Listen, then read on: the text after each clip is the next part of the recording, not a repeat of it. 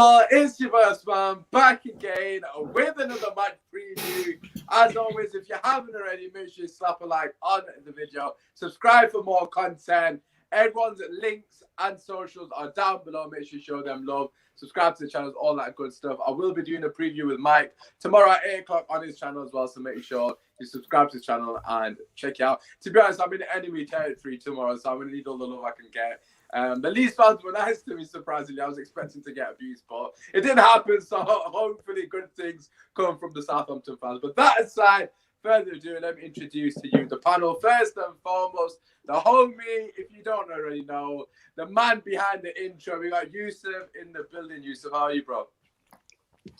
I'm well, thanks. Thanks a lot for having me on the show. I really appreciate it. Looking forward to hearing your thoughts, everybody. So, yeah, looking forward to the show. Yes, absolute pleasure. As always, Shai just telling me I'm late. Thank you very much, Dad. I appreciate it. You know, you love to see it. Listen, it is what it is, Shai. All right. Man just woke up from a nap. And I'm here, okay? Just be happy we're here. Anyways, listen, the homie always coming through, always showing love. As always, make sure you show love to him as well. We got Flawless in the building. Flawless, how are you, bro? Oh, you muted, I think. Don't know what's... There we go, taking it. Oh, I can't hear him. Can anyone hear him? No. Okay, we'll come back to Flawless. Anyways, that's one United fan down by. Obviously, the only Southampton fan yet representing his team. You know, we love Southampton until World Prowse has got a free kick. It is what it is. Mike, absolute pleasure having you on, bro. How are you doing? Oh, good as man. Good to meet you. But yeah, no, feeling good. A little bit dismayed after the weekend's result, but ready to go again this weekend. You love to hear it. You love to hear it. We'll try that again, Flawless. Hopefully, you can hear us, bro. Yo, can you hear me now? Yes, there we go. StreamYard be playing up, man. I don't know what's going on, but yeah, man, I'm blessed first and foremost, and large up everyone who's tuned in. Big up for having me as well, Osman, man. Like, appreciate the invite. Thank you. Absolute pleasure, as always, Flawless. And last but not least, some people describe us as a married couple. I don't know where to get that from. But the homie always keeping me in check. Always. It's always the players, never the manager. You know, the homie, Bambasaka's #1 fan, Jerry. This guy. Yes, what's happening, people? I don't know where people get that from. But I just speak fast. Osman just chats rubbish. It is what it is. We'll get into it, but yeah, I'm glad to be part of the show. I big up the panel every time. Yes, you look. I'm a Southampton fan for this show anyway, so you can say what you want to me. Anyways, let's get straight into it. As I said to the guys prior to the show, we're going to have a quick recap on our thoughts regarding the games over the weekend. So, of course, Southampton v Everton and Manchester United against Leeds. Yusuf, I feel like you're probably the most crewed up. Well, no. Essentially, but you know, what were your thoughts on Everton v Southampton? I'm going to throw you slack curveball because you're probably expecting me to ask you about my United. But Yusuf, what did you make of Southampton's performance against Everton on the weekend? Yeah, sort of like a tale of two halves in a sense that obviously Everton got that sort of fortuitous goal and bad mistake from Michael Keane. It was an absolutely great finish from Adam Armstrong. We were saying before we went live about how many goals that he scored, and obviously he's got big boots to fill, you know, replacing Danny Ings. And it's, as Mike rightly said, you know, I remember with Che Adams actually, it took him a long time before he got going for Southampton. And I suppose from a Southampton perspective, I'm sure the fans are relieved that he got to get a goal on the opening day. Even though the team obviously lost, but that's one big positive, I suppose, for Southampton. And obviously Southampton got a couple of new players as well. The right back Livramento, who, if I'm Carl Walker-Peters right now, I'd be a little concerned because watching that from the bench, because that was a very impressive debut from him. And obviously the main man we were talking about before, James Ward-Prowse, our nemesis, the player I hope doesn't play next on the weekend because he always scores against us, it seems. And so that he's the star man. A little birdie tells me that Aston Villa want him, so hopefully before the weekend he might be out the door.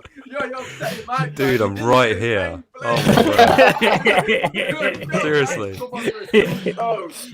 I'm sorry, Mike. Yo, listen, regarding Ward-Prowse, absolute baller. Like, I don't know what's his problem. He loves scoring a free kick against De Gea. They must have he's got some voodoo against De Gea. He scored at least a good 2-3. But as Yusuf said, there were a couple of positives for Southampton in particular. I mean, Hasenhüttl, to be fair, kind of ended the season badly, in my personal opinion, compared to where he was at the middle sort of part of the season. A lot of people were singing his praises. Mike, is that somewhat of a concern for you? Obviously, you've started the season with the defeat as well. Is that a growing concern within the fan base at all, or is it just like it's just the first game of the season, so to speak? A bit of both. I mean, I think the form going out of last season was absolutely horrendous. I mean, there's no getting away from it. Had we not been top back in November for those few hours, I think we would have been in big trouble towards the end of the season. Thinking about the first game of the season, though, we haven't won, I think, the first game of the season since 2014, 13, something like that. And we haven't won at Goodison Park since Letizia was playing. So it's not really something that we're that surprised about.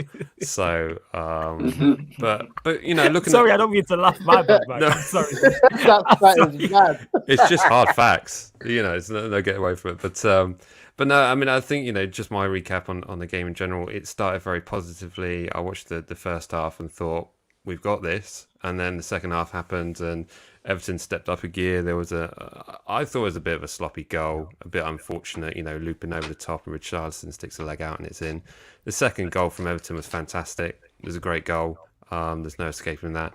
And the third one was quite avoidable. So I think, fingers were pointing on that regard. But in terms of our match fitness, I mean, you're talking about Ward-Prowse and Romeo had a terrible game at the weekend. So those boys aren't fully back to full fitness yet. I think Ward-Prowse still coming back from injury. And Romeo just not quite there yet. So we'll see. We will see. Yeah, no, without a shadow of doubt. Obviously, Romeo and Ward-Prowse have been kind of a stronghold in that midfield position as well. So it's the one thing I will say is that the first couple of games it's always intriguing to see how the players come back. Of course, Ward-Prowse missed international duty as well because of the injury, which was, of course, unfortunate for him. But in general, I think Southampton tend to do well in the middle part of the season from what I always remember. They don't tend to start well. I might be completely wrong here, but they never seem, from what I've seen the last couple of years, they never seem to start well anyways. So I feel like we might be playing them at the right time. I just got to get this comment up quickly because might be the most in detailed prediction I've ever seen in my life. So they said 2-1 to Manchester United, but I think Man United will dominate possession. But the shots will be 13 to Man United, 14 to Saints, 6 on target from Saints, and 8 on target for Man United. So if that happens, I want the lottery numbers as well. Put a pound on that on the bookies, man. Definitely. I know, put a pound legit, on the bookies. honestly, God. I mean, like that is detailed shot. Not only just shots on target for both sides as well. It's a Matchday Vlog subscribers for you. They're on point. Yes. Very specific. Lovely plug there, Mike. We don't get that here. I'm not gonna lie. Everyone's just giving me abuse about my heart or something in the chat. It is what it is. So we're used to it that way. Anyways, Jerry, let's come to you before we go to Flawless. You've heard what the two Southampton representatives have said. Cheers, Yusuf. Jerry, what is your thoughts going to this Man United 5-1 win? I mean, no one really likes Leeds in it. It's just even better that it's them. How are you feeling going into this one on the back of such an impressive victory? I'm buzzing. I'm confident. I think, speaking on the Southampton game quickly, I thought they started well, man. Obviously, seeing Keane do that mistake, I was thinking, rah. See, this is where I go back to players and managers. Like, the manager didn't tell Keane to do that silly mistake, and then he goes and bags it, top finish, right in the corner. And I thought, first half Southampton, good start, and then like 2 minutes for the second half, Richarlison gets that goal. The Doucouré's goal was just top class. And then obviously Calvert-Lewin with the third. But going into this game, obviously last time we played them, we slapped them 9-0. So we did, but it was 3-2, wasn't it? They're gone, but yeah, I'm expecting more of the 9-0. I'm not gonna lie. Confident like that, Jerry. Yeah, okay, let's go. Sell me on this. I'm ready to be sold. Let's go. After the past weekend, I'm buzzing, man. But I can see I can see the positivity in the team, and I think we're just gonna keep going and slapping more goals. So I'm excited for this game, man. Southampton, I can't remember the last time they beat us. It's been a long time. It's always a tight game, though. But yeah, I'm Can we confident. just go back to the fact that you said you started the sentence with we're gonna win 9-0 and finish it with this always a tight game. But I said it's normally a tight game. You're not listening, bro. Balance. Definitely balance. I said it's normally a tight game. It's just that this is his specialty. He's this gonna guy. play two sides. You know what? Whoever said the married couple thing, I think you had a point still. Whoever said that, I think you were a point still. I think so. He started the sentence with his chest and saying, "No, we're gonna stop him," and then at the end he said it's gonna be a tight game. Like, I didn't say that though. I said it's normally a tight game. That's right. If you open your ears, that's exactly what I said. If you actually listen to me, yeah, this is married couple type stuff. Thank you. So, I'm leaning towards the nano, and yeah, man, I'm so is it a tight game or not? Is it you're leaning towards the No, I said it's normally. Are you deaf, bro? I'm messing up. Right, and I'm just winding you up, man. Oh my god. Yeah, all right, cool. Right, anyways, Flawless, let's move on to you. You obviously heard that great insight from Jerry. Fantastic.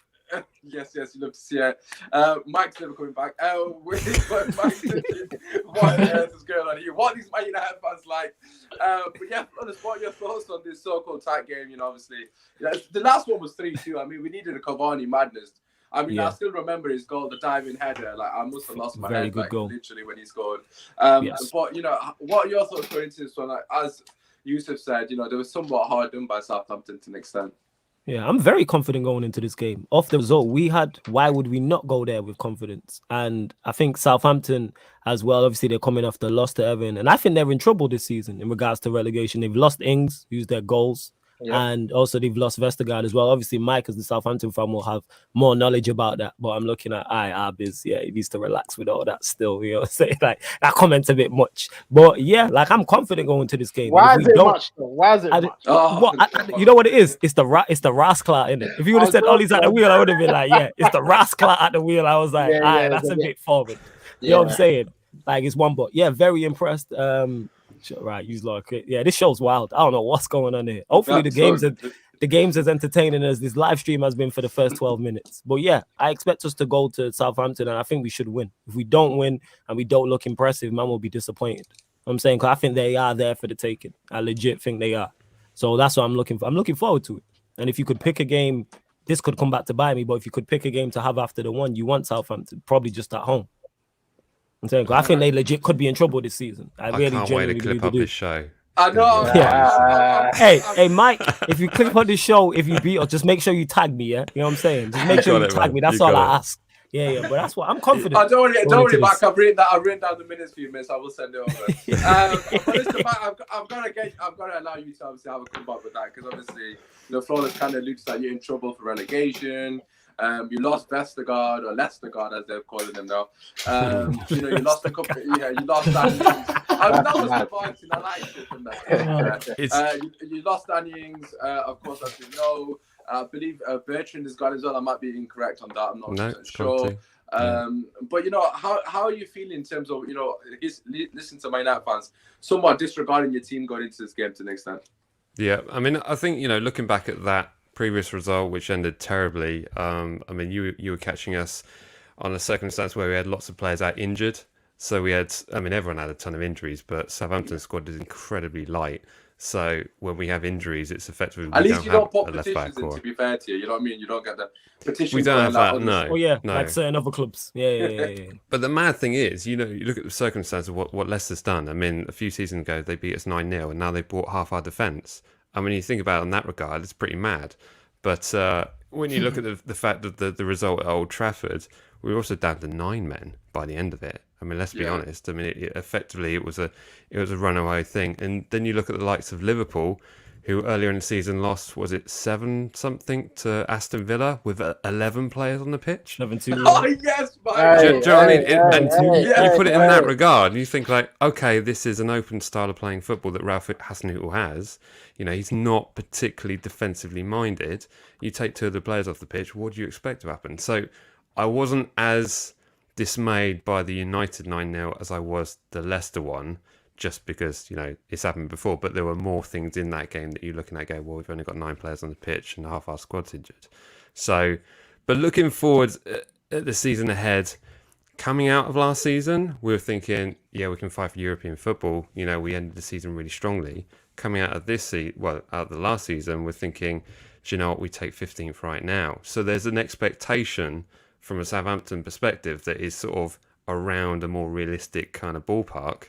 So we're kind of mixed into what we're thinking about. But, you know, you look at the likes of, I mean, I even go as far to say, you know, Palace, Wolves, Watford, Brentford. I mean, there's going to be a ton of clubs in that bottom half that I agree with that. fighting for Premiership survival, just because there is a certain difference when you get to the beneath the top 10, so to speak, where there is a definite sort of gap where anyone can fall into it. So, you know, we're going into the season eyes wide open, but, you know, there's always a chance. You know, you look at what Brentford did against Arsenal. I mean, okay, it's Arsenal, but, you know, anything's possible, you know, in terms of playing their systems. So we're still being positive. Yeah, no, I think in terms of Southampton, for me personally, I think you got too much quality in that team. Like, you have lost a few players that you probably do need to replace a couple of them. But I would be somewhat surprised if you were like, I mean, okay, you could be in the conversation, as you said, anything can happen, so to speak. But I would think you probably should be like 13 plus, like 15. You said 15, didn't you, really? I would imagine you've been 14, 13. I think you've got too much quality in the team. Obviously, Tom, I'm aware he's a Southampton fan as well, because he put it in the comments. Ward-Prowse wasn't fit. I mean, I'm assuming that's against Everton. I mean, Ward-Prowse can take time to get back to match fitness. I think for me personally, we're playing you at a very good time. Because like I said, I kind of think that you guys tend to start slow anyways. But Yusuf, just to come to you, is there a case that Manchester United somewhat underestimated Southampton? Because a lot of us are confident. To be fair, I've got to be honest, I'm confident as well. Mainly because I don't feel like they're quite ready yet.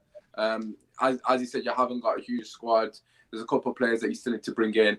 Yusuf, in terms of potentially underestimate, you've seen with Man United in the past, when our players aren't fully focused on the game, like we somewhat expect us to get 3 points, we tend to bottle these games. Like I won't be surprised if it's at 1-1, like generally, because we just not on the ball. Are you that a concern for you at all?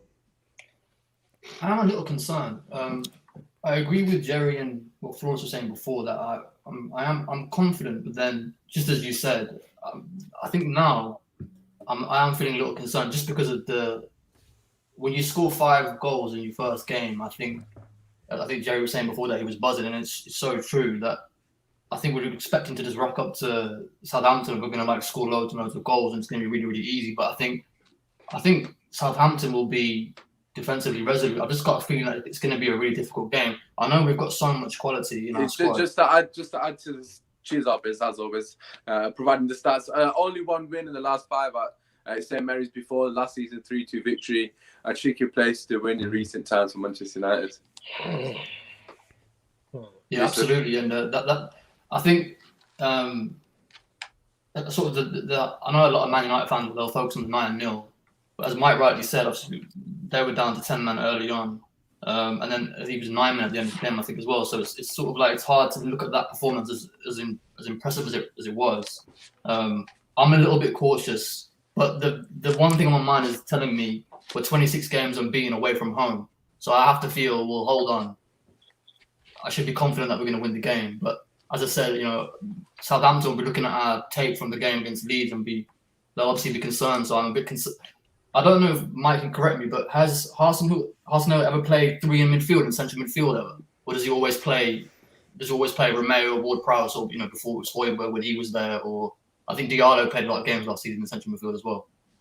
He's played 3 at the back with the wing backs set up, but I don't think he's ever really played sort of 3 in the middle of the park. Okay. I had a feeling he might do it. But he's also played a system where he's had, instead of having Romeo, he's had Ward-Prowse and Armstrong, Stuart Armstrong, that is, now that we have 2 Armstrongs on the squad, in the centre of the park, which is made for a more attacking play. And we did that against the first half against Spurs, which was incredibly attacking, and we caught them on the break.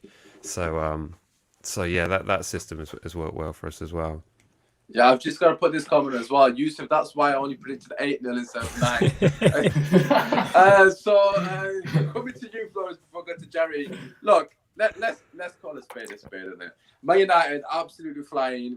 You know, I know we're beating Burnley today as well, 3-1. I mean, it's irrelevant because it's behind closed doors. Just a bit of a friendly. Marcel goal assist. Sancho got minutes.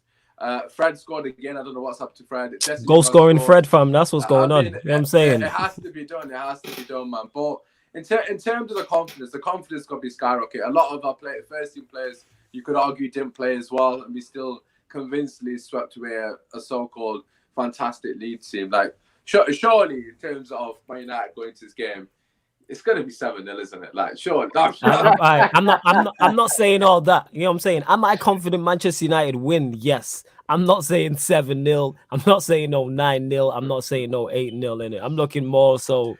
I'm thinking more 3-1 type of thing. Like, that's more so 3-0 that I'm looking at. I'm not going to say 5-6. It definitely won't be easy. We're not just going to rock up to Southampton and beat them. And to the person who made the comment about United only winning there once, last in 5 years, this is probably the best Manchester United side going there in the past 5 years. So I think we have to take that into account. You have to take that into account. That I can remember anyway going there. And this is one of, obviously, Mike will be able to tell us more on this. Is it one of the weaker Southampton sides in the last 5 years when we're going there? So it's kind of like you're not sure how it's going to, but I'm definitely not saying 7, 8, 9-0. Like, I think you are going crazy with that. Mike, to be honest. Yeah. I'm not the one for that, innit? Let me just put that out there. I'm not saying that. But do I expect us to go there and play the same way we played against Leeds? Yes. Go there, dominate the ball, play on the front foot, intent, high up the pitch, and press Southampton and go there and get early goal and kill the crowd. You know what I'm saying? Like, that's what I'm looking for Manchester United to do, is go there, and it's not disrespectful, but Southampton, we're not sure where they're going to be at. Treat them, they finished like mid-table last year. Treat them as such. Same way we did it with Leeds. We treated Leeds like pragmatic and being defensive. It's like, go there and play on the front foot and look at the attacking options we have. You mentioned the players who were missing, and we still fielded Pogba, Bruno, and Greenwood. And that was with 4 or 5 players missing. So, yeah, I'm confident going there. I'm going to say about, 3-0. That's what I'm going with. Fair enough. Look, to be honest, everything you've said there, I can't disagree with it, really, to be honest. Like, I'm just trying to wind you up. But trying to think of that. We got Tom saying, weakest Saints, strongest United, 3-1 sadly to Southampton. So, obviously, we'll get our score predictions very shortly. Jerry, I just want to get your thoughts in terms of the approach. What do you want to expect? Flawless kind of alluded to the fact that he wants to see us play similar to how we're doing. Leeds on the front foot, so to an extent going for the throat. Is that important for us that we have a quick start? Because we've seen in the past, for me personally, the Leeds game was irrelevant to me to an extent because we know what Leeds are going to do. They're going to play expansive football. They're going to play into a hand. They think they can go toe-to-toe against Manchester United at Old Trafford. I mean, I don't know who they think we are. We're not Arsenal. I mean, you can't do that against us. Just focus on doing that against them. You know, you can't come to Old Trafford. We thought they would have learned the first time. Yo, they thought it was in North London, fam. That's what it is. They thought it was in North London. Like, they've forgotten it. Yo, they seen red and white and then thought they was in North London. That's what happened. Legit, they came with a completely wrong approach. But the point being is, Southampton, I would expect them to play a bit more reserved. I know that in the past they have played quite expansive against us, but as Thomas said in the chat, it's a weaker Southampton team. So I'd expect it to be a bit more reserved, probably hit us on the break. Are you somewhat concerned of our ability to break down that lower block? It's been a consistent thorn in this United team, especially under all the managers post-Fergie, really. Is that a concern for you at all, Jerry, going into this? Yeah, when you put it like that a little bit, I know Yusuf said earlier about the away record, but the fans are back, which I think makes a huge difference. Obviously, at the weekend, Old Trafford was bouncing, kind of helped. Obviously, the Varane announcement helped as well. Southampton, I think this is their first home game, so we're gonna have to have a quick start, quiet down the crowd, and I think once we score that early goal, the floodgates are open, and then we just go smash another 5-1. I'm saying the prediction early, sorry, but yeah, man, I think an early goal and then heads will drop and the quality will shine through, man. Pogba, Bruno, Martial got a goal today, like you said. Fred scoring. I mean, Greenwood. I'm buzzing, man. I can't wait for Sunday, honestly. No, if Fred, I don't know what's happening, but if Fred's scoring, it's got to be near end of time. If he scores back-to-back games, if he scores again on the weekend, I swear to God, I'm going to start stocking up food. If Fred scores against you lot on Sunday, I'm stocking up food, getting the bunker ready, everything, because the man doesn't even get 3 shots on target in like 7 months, let alone scoring 3 and 3. But Mike, in terms of Southampton's approach, obviously, as I alluded to there, is it somewhat going to be more reserved? Are you expecting to play like? Let's be real, the game that we beat you 3-2, you were absolutely battering us the first half. Like, you were completely the better team, dominating the midfield, and Cavani was just the difference on that. I think Cavani and Bruno actually were the difference on that day. It just goes to show that we've got that quality off the bench, so to speak. But are you expecting somewhat a similar performance to that first half, or would it be more reserved from Southampton, so to speak? I think it's not gonna be a naive performance. I think from Southampton on Sunday. I think Ralph will know only too well what it felt like at Old Trafford last time out, and I think he'll put out a squad that will perhaps be a little bit more defensive minded. But then in the same regard, we're giving us a little bit of option up front to nick a goal or two and frustrate really. We saw it the past 2 seasons. We did that against Manchester City, not last season but the season before, got a 1-0 lead and held on to it with a ridiculous amount of shots on target from Manchester City. Did it against Liverpool back in January. So, there are occasions where we have been able to sort of hold out on a 1-0 win, and I think it will probably be something along those lines in regards to what we'll be trying to do. So, but yeah, absolutely. I mean, the only damaging thing from our perspective, of course, we lost we dropped 23 points from winning positions. So, the fact that even if we take the lead, it's not really, we're not very good at closing the game. We've collected the most points from behind as well in the last 12 months. So it's a great combination, isn't it? I mean, that game where we led against you guys 2-0, I mean, it was a painful one to watch because literally the second half happened and you brought Cavani on and it was just, you just saw it happening. From literally the moment the first goal went in, you're thinking like, we've lost it already. It just had that kind of, the momentum was all on the United side and really we just looked totally gassed. So it's got to be some very strategic management structure on Sunday, and let's hope the home fans bring the noise because your away team, your away fans, oh my goodness, they're loud. They're loud on the road. I have to say, I sit on the Itchen north side, which is basically right alongside the away fans. So I would say it's probably you guys and Villa that are pretty loud at St Mary's. So kudos to you boys for that. So it's up to the St Mary's home fans faithful to bring the noise and hopefully drown you out. Yeah, in terms of what you're saying, obviously you alluded to that game that we had not so long ago, well, last season, so to speak. It's interesting for me. I'm expecting you guys to park the bus, I've got to be honest, because you have got somewhat of a threat on the break to an extent. But I just feel like, for me, it is a concern. That's my major concern. As Jerry said, if we score early, Mike, then, it's going to be a long day for you, I think. I'm not going to lie to you. If we score early, but if you go into half-time, 0-0, or even just a 1-0 Man United, hypothetically speaking, you're in the game. You're without a shadow of a doubt, because I feel like that's my concern. You've got quality from Ward-Prowse, dead ball specialist. I'm not just saying directly from the free kick, but obviously getting it in from set pieces. Our set piece record defensively is absolutely shambolic. I know we have got a new coach to obviously hopefully deal with that, but nevertheless, the quality of delivery from wide areas from Ward-Prowse is definitely going to be a concern. But Yusuf, going into this, where do the strengths lie from Manchester United team? What do you reckon, bro? Is that a rhetorical question? I mean, you've got Fred as your image, so I can't assume anything in it. I thought that gave it away. There's just 2 names that stick out every time. Obviously Bruno Fernandes is just absolutely incredible. I can't speak highly enough of him. I'm just looking at his stats from the game at the weekend. I didn't even realize he only had 4 shots and he's got a hat trick. I didn't realize it was that efficient for him. I'm not surprised. And obviously, my favorite player, Paul Pogba. It's just incredible. Even when he can get 4 assists and people can still hate on the guy, it's just. But we all know what that's about. But it's just when we have those 2 players on the pitch, I always have belief. And as Florida said earlier on, we have to be offensive from the get-go. I mean, I want us to have the ball and go. And if I fully expect the same team, and it would have been very interesting to see if Rafa Varane, let's say, was picked, then Harry Maguire could essentially play a centre midfielder. Really, that's what I'm expecting us going forward in the future. Anyway, you're ready to Varane could deal with this thing on his own, you know.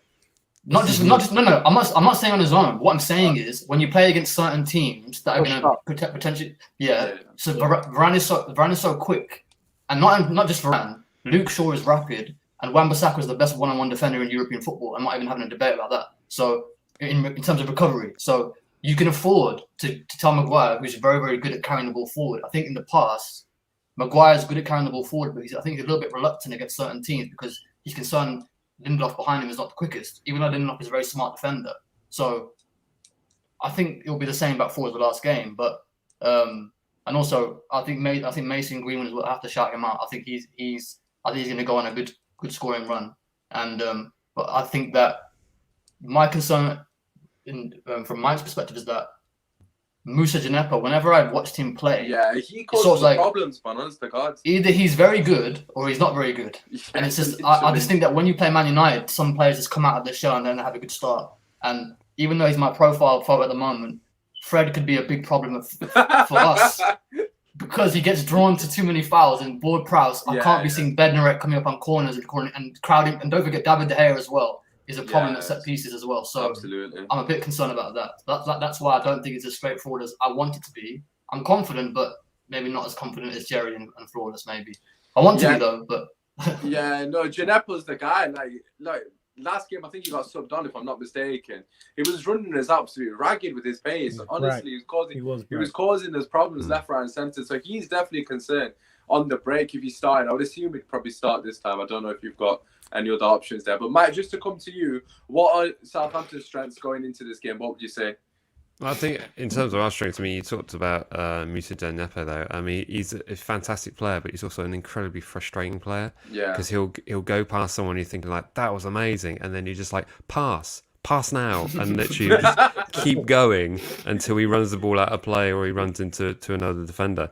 So he does have, amazing quality. He just needs to mature a little bit, and he's also one to stick a leg out in the penalty area. So for the likes of Bruno Fernandes, it makes me incredibly nervous. Best captain Bruno fancy football ASAP. Yeah, exactly. But looking at our positives, I mean, I think Adam Armstrong is a massive one for us. Tino Livramento making the right back position an incredibly difficult choice with the likes of what Ralph's going to put in. I mean, Jack, who's the other guy on this channel, was talking about maybe actually starting a system where you have Livramento playing more of a right wing back and then having Kyle Walker-Peters behind as well. So you've got that sort of defensive mode and the creativity coming forward. So there is a lot of dangerous threat. And I think, perhaps you boys are getting a little bit overconfident. I'm just reading the good time the confidence is mad. You were playing against a Leeds United side who were played very, very open. And I think they were a bit too ahead of themselves. So, and you knocked 6 past Leeds last season, didn't you? Was it 6-0 or something like that? So it's something quite normal for you. But I think there's always a chance. There's always a threat. And I think looking at the second half against Everton, it didn't really tell you anything apart from the boys weren't fit. And when you see the likes of Diallo being subbed on for Romeo, it's going to be a bad day at the office for the rest of the game. I mean, in my opinion, he's not quite Premiership quality just as yet. So that would be a massive red flag for me should he be brought onto the pitch on Sunday afternoon. But, Ward-Prowse back to his game. Adam Armstrong already got his debut goal. His confidence is way up. The likes of Danny Ings moving on. Of course, it was a massive blow to us. We knew he was going to go. It was just a case of where. So the real shock for us was the fact that he went to Aston Villa because we thought he wanted to move to you boys or the likes of Man City or a Chelsea or someone who's actually playing in the Champions League. So it was a massive blow for us to lose Danny. But, the fact that Adam Armstrong's come in, a younger, more fitter version of him. So, that's a big positive for us. So we're feeling fairly confident on that. So some positives there in amongst it. Yeah, you love to see it. Obviously, it's always good to have the rival fans be positive. But in terms of us, Flawless, right? I just want to ask you regarding who you think the major threats are for Manchester United, and obviously your lineup as well after that. So, in terms of what Yusuf said just before I put you on, I think you made a very good point regarding Maguire. I think for me personally, our biggest mistake in these games where teams, I'm not saying Southampton definitely sitting back, but teams that do tend to sit back is we don't sustain pressure for long periods of time.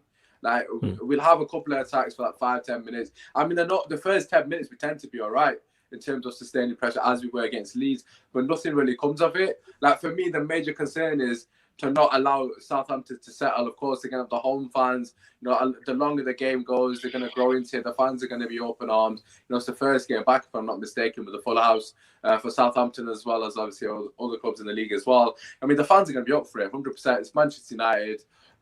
You know, the fans, without a shadow of doubt, are going to be cheering them on. So in terms of obviously all those other factors, who would you say the major threats are for Man United going into this, and what's your lineup for the game, Flawless?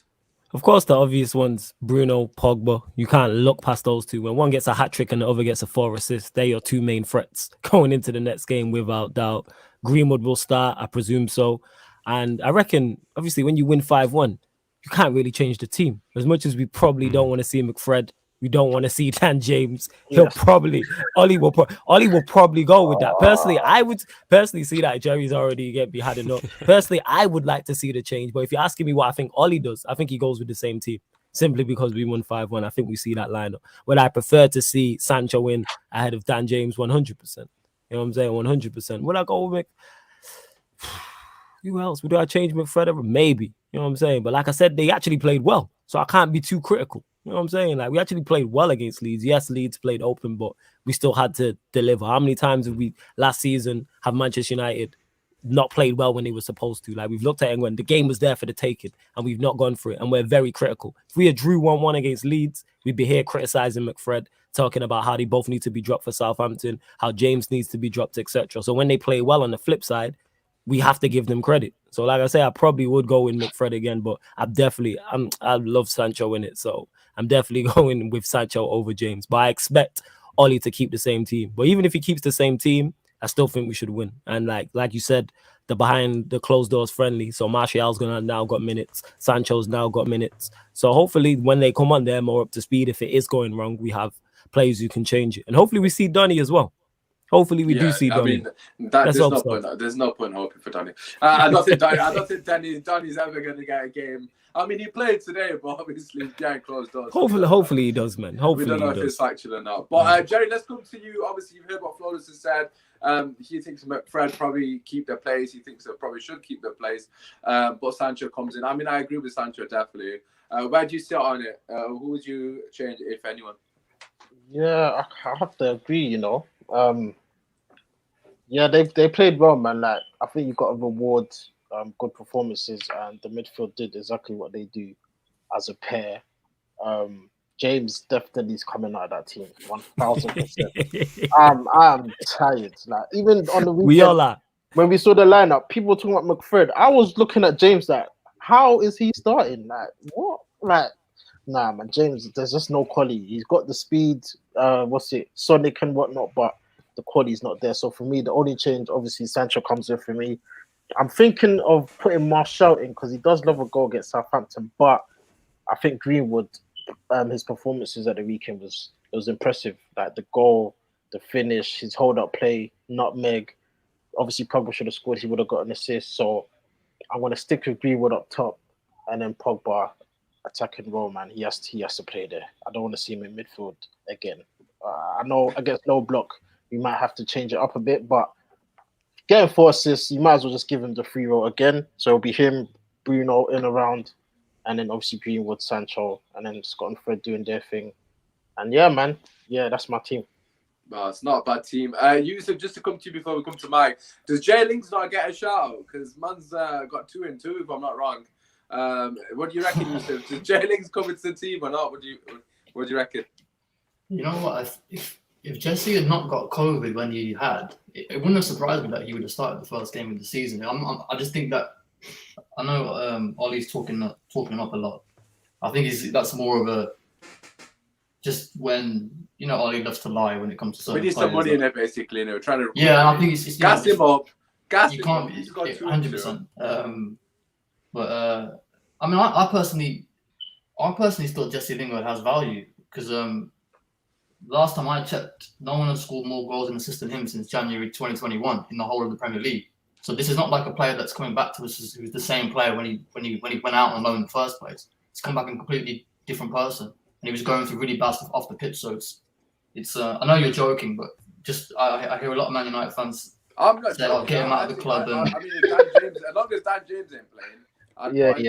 He should be ahead of Dan James. One thing about Jesse, he should be how he's not ahead of Dan James, I have no idea. Lingard's not all of a sudden became a bad player, and we've seen that at West Ham. He's not a bad player. Is he first team quality? No, but can he be a very effective squad player? Absolutely. I don't know where this myth came from that Lingard, all of us, we act like good players can't have bad form and vice versa.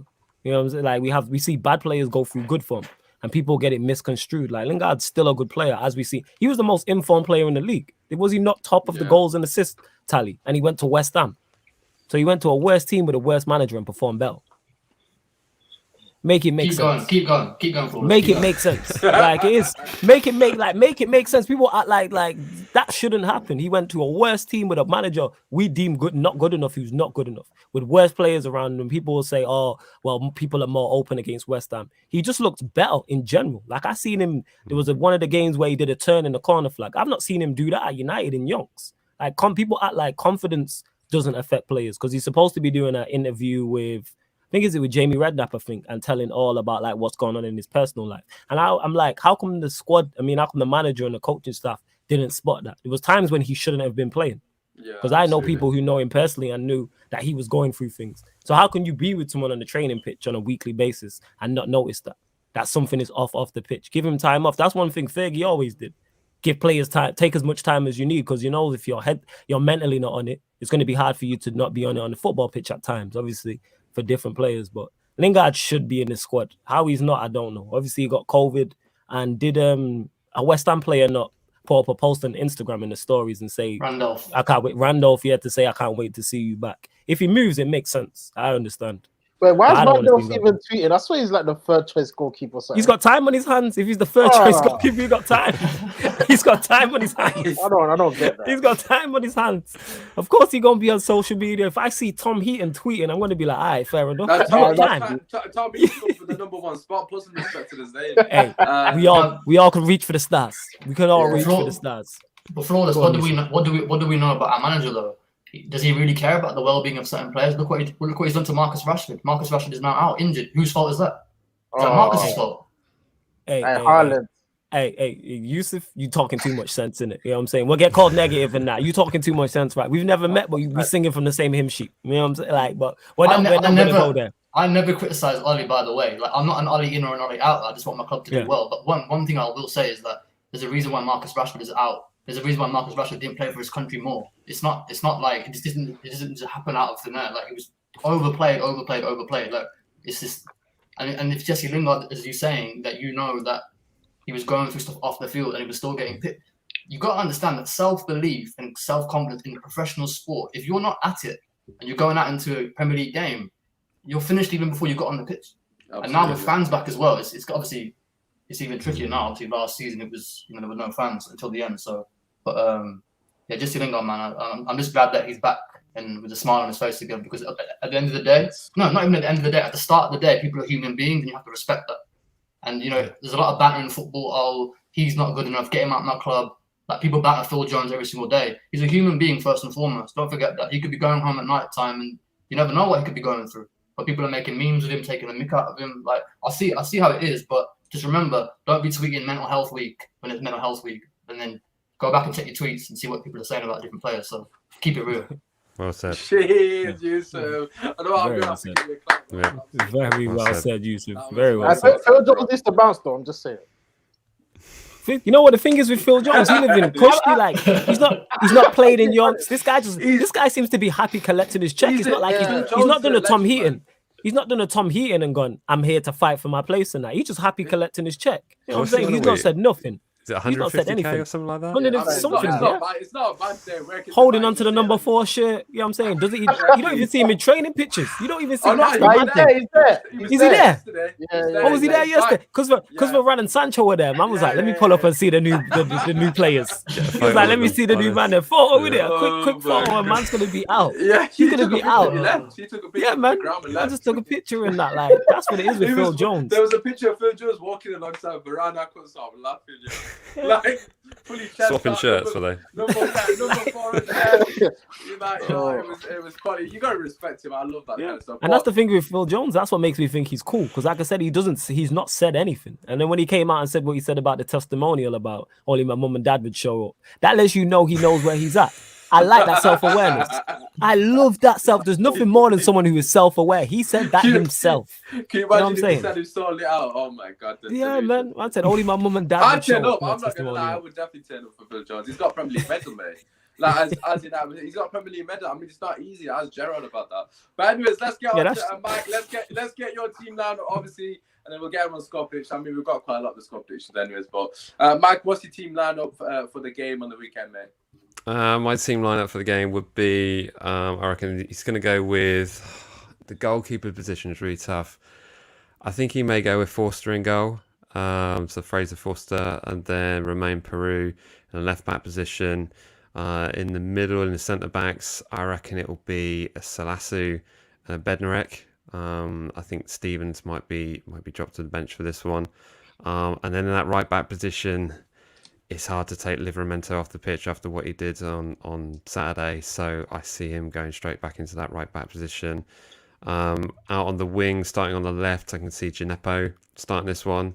In the middle of the park, probably going to be Romeu again, if he's back to full fitness, and James Ward-Prowse. And then be probably looking at, I'm really hoping he doesn't play Walcott. Loves the guy to bits, but I just don't think he's fully up to speed with what we need right now. So I'm hoping for a Stuart Armstrong.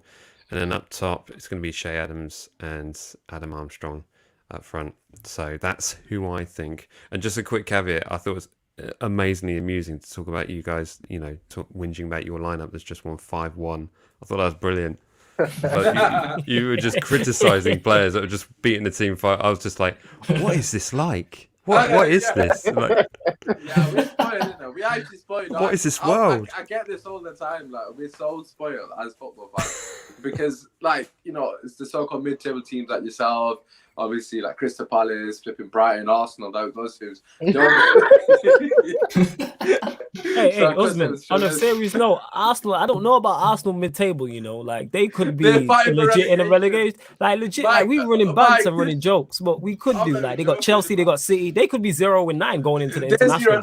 I think they've got a hard game, it's Chelsea. They play Chelsea and City. They're their next 2 games. And then they got someone else who's quite difficult. Nah, the home game's against Norwich, which is that's a relegation 6-pointer. That's a big game. You know what I'm saying? I love that. I love that. That's amazing. To be satisfied right there. You probably want Arsenal to win that Norwich game because they're more likely to drop points later on in the season, so it makes more sense. But listen, let's get everyone's score prediction. Arsenal will get relegated. So fickle, absolutely, without a shadow of a doubt. I think we know that anyways, boys, but we haven't won the title in God knows how long. But Yusuf, over to you, score prediction. What are your thoughts for the game on the weekend? I just have a feeling it's gonna be closer than I just can't see us turning up there and just beating them easily. Like, I know our team we started off really, really well, but I just think that you can get brought back down to earth very, very quickly in the Premier League, and we should know, especially away on our travels last season. Leave this on screen for us to show, actually. Yeah. That's gonna be oh god. Carry on, Yusuf. Carry on. Ignore it. I think it could be I think 3-1 to United. I think Southampton are going to score first though and put a bit of fear into us. I think, and then we're gonna have to wake up. I think.